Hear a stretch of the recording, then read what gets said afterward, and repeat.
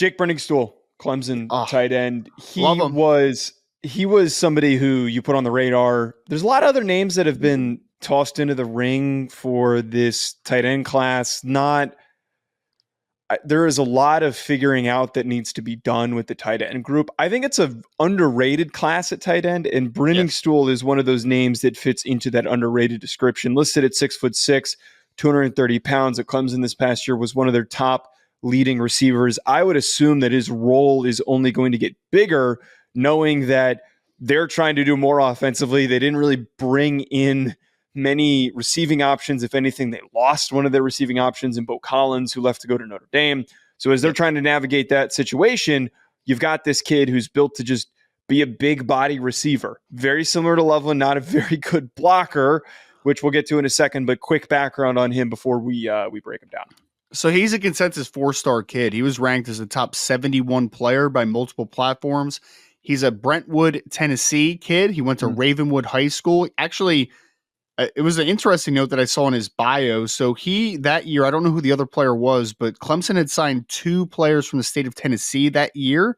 Only the second time that's ever happened in one cycle that Clemson signed 2 Tennessee receivers, 2 Tennessee players, excuse me. The other time, 2017, pretty good duo here, Joe.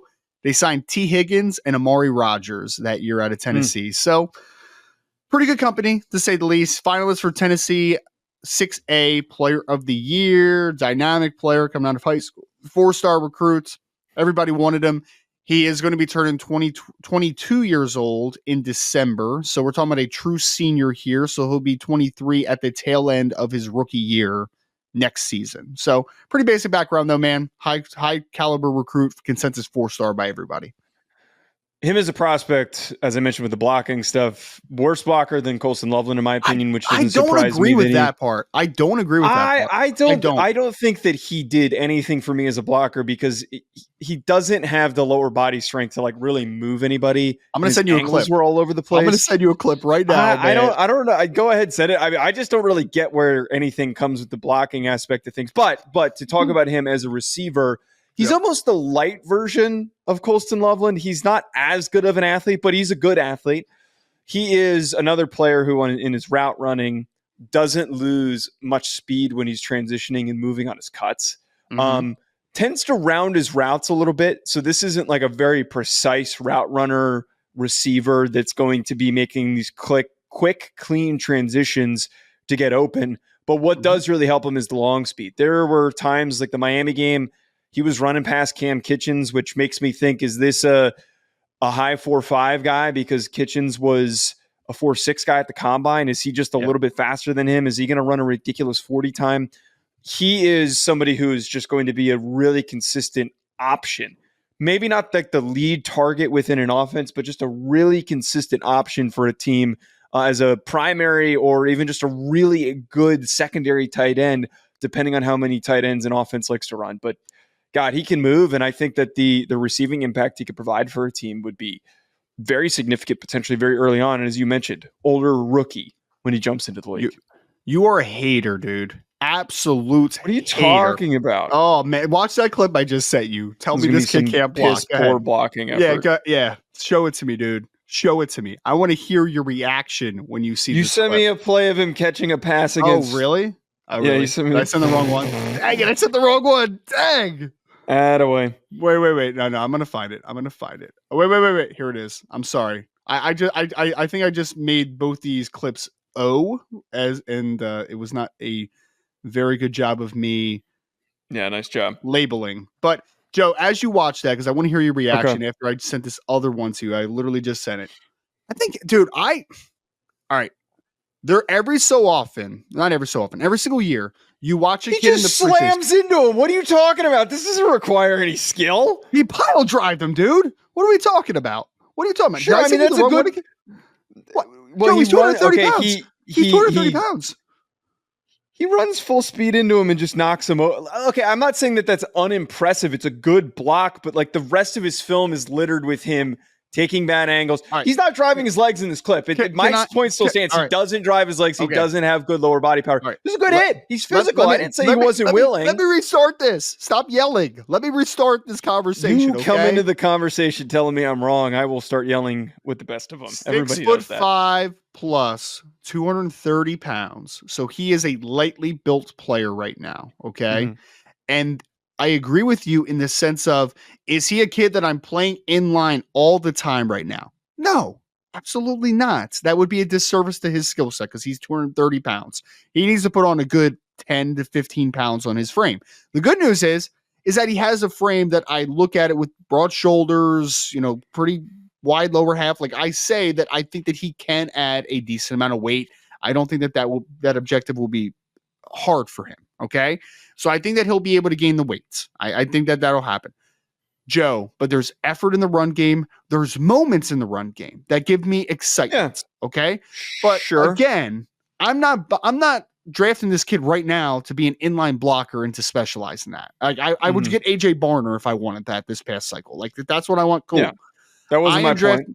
I am drafting this kid because this kid is long. His arms are long, dude. He can win above the rim. There's no doubt about it. I don't even know if he has a basketball background, but I would not be shocked if he has a basketball background because he's got incredible reach. This kid, though, is super athletic, man. Super athletic. I actually think that he might be faster in a straight line than... Well, he's 15 pounds lighter, so that's likely that he's faster than Colston Loveland. But he has the ability to take the top off the defense. He's very deceptive with his routes. He doesn't show what he's going to run. I don't think he's as flexible as Loveland is out of the breaks, but I think he's deceptive out of his breaks. I've seen him win after the catch. I've seen him win as a route runner. I've seen him win down the field. I've seen him win with his size as well. Again, he can extend and win above the rim. If this kid can play 10 pounds heavier and utilize it correctly as a senior, I think that he could challenge to be one of the top 2 tight ends drafted into the 2025 NFL draft. This is a kid that I am pounding the table for early that I think this could be tight end 2 right now. And we'll see if he takes a huge ascension, then we'll have a deeper conversation about where he just potentially fits in his class. But I was very happy to see, Joe. I know I sent you these grades. I felt like I was the only one talking about Jake Briningstool, okay? And preseason spring grades from the NFL doesn't always matter, right? Because we've seen some bad Bledsoe grades where you're just like, that's stupid. Like, that doesn't make any sense. But I was happy to see Bledsoe had good grade on him, and also NFS, I think, had a second-round grade on Jake Briningstool. So sounds like there's some people in the NFL, at least currently, that do like Jake Briningstool for the role he potentially plays on the next level. I think this kid has the length, athleticism, similar to what I was talking about with Loveland, to be a mismatch weapon. And can I say this? Because I know you've talked about Garrett Riley in the past, and I've busted your stones about this, but I know you're not as high on him this offseason as you were last year, okay? Okay. I hated how they used him in this offense. Hated how they used him in the offense. Yeah, it wasn't They didn't feature... Joe, look, his stats are the most bizarre thing ever. He had 5 catches for 126 yards and 2 touchdowns against Miami. 5 for 126 and 2 touchdowns. The next week against NC State, he had 8 receptions for 93 yards. And then he had another game against Kentucky, who has a good defense, by the way, had 9 catches for 91 yards against them. In those 3 games, 126, 93, 91. The rest of the year, dude, 1 catch for 10 yards against Duke. 3 for 15 against Charleston Southern, 3 for 18 against Florida Atlantic, 2 for 13 against Notre Dame. I think a little bit of that too is Klubnik had a lot of bad throws to him. 1 for 3 against South Carolina. I think the offense was disgusting last year. I don't think Cade Klubnik is a very good quarterback at all. It was gross how they used we don't need to get into the offensive philosophy, because I think a lot more of that had to do with Dabo's influence of the decision. I mean, that's still philosophy. Either way, I'm not throwing the full shade of Garrett Riley. I'm saying the offense. Most of it goes on Dabo gross. For me. To throw a grade on him, I had a mid to late second on him. Are you kidding me? Why is that bad grade? I felt like just having the conversation that we were so far apart on this player. I literally have a mid second on him as well. We're never far apart. It's shocking to me. We always do this. Joe, as we were talking, I was like, wow, I'm a lot higher on Jake Briningstool than Joe. And we have like identical grade. which is just Yeah, hilarious. but the only difference that happened here is that I didn't let him a play where he was able to pick up speed and ram himself into a defensive end. I didn't let that get me overhyped about his blocking capabilities. Okay. Um, Okay, Joe. Okay. I like Jake Briningstool. Folks, let us know in the comments what you think about these two prospects. Hit the subscribe button at Joe DeLeone, at Rise and Draft, at NFL Prospect Pod. We'll be back with more. Enjoy the rest of your week. BetOnline remains your top spot for all of your live betting action and contests. NFL, college football, UFC, NHL are all in full swing.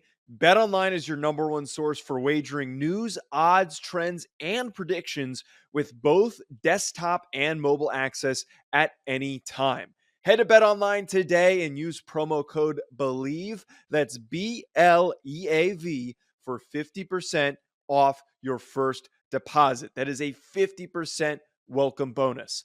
BetOnline, where the game starts.